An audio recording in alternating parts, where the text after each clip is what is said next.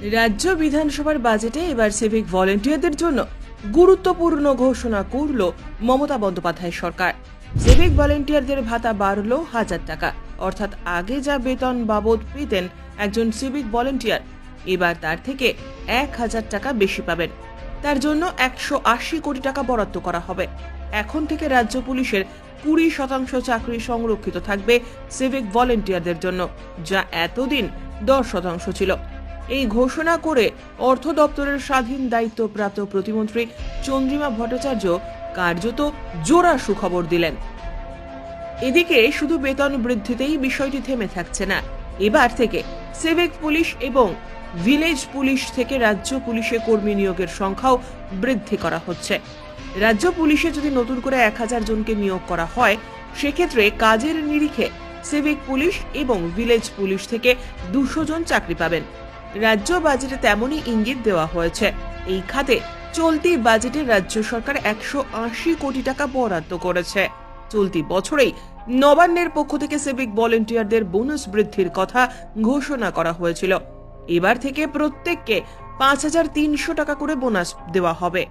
2023 সালের দুর্গাপুজোতেও সিভিক ভলেন্টিয়াররা ওই বোনাস পেয়ে এসেছিলেন।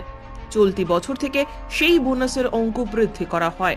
অন্যদিকে রাজ্য সরকার আগেই চেয়েছিল এই সিভিক ভলেন্টিয়ার থেকে কলকাতা পুলিশ, হোমগার্ড সহ স্থায়ী চাকরি দেওয়ার কথা আলোচনা হয় মন্ত্রিসভার বৈঠকে।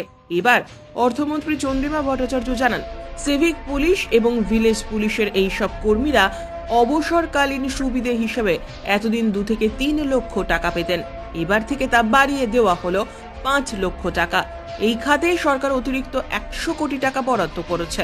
সিভিক ভলেন্টিয়াররা রাজ্য বাজেটে তাদের প্রাপ্য থেকে সুবিধে বৃদ্ধির খবর শুনে স্বাভাবিকভাবেই অত্যন্ত খুশি।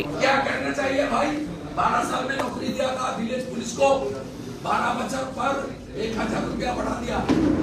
भाव कितना है? भाव कितना है? 9000 रुपया कोई तनख्वाह होता है, उसको 10000 बनाया।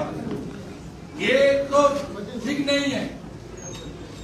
आओ देखिए, देख लीजिए इसमें विश्वकर्मा योजना प्रधानमंत्री जी का, उसका नाम बदल दिया। आर्टिजन को वो ममता दी गई, ममता बनर्जी देगी 15,000 रुपया, 2 लाख का लोन, कितना मिलता और बताया रुपया नहीं दिया। यूपीए का रिजिम में 4 से 2014 तक इसको टैक्स रेगुलेशन में कितना मिला? 2 लाख। एनडीए कितना दिया? 6 लाख करोड़।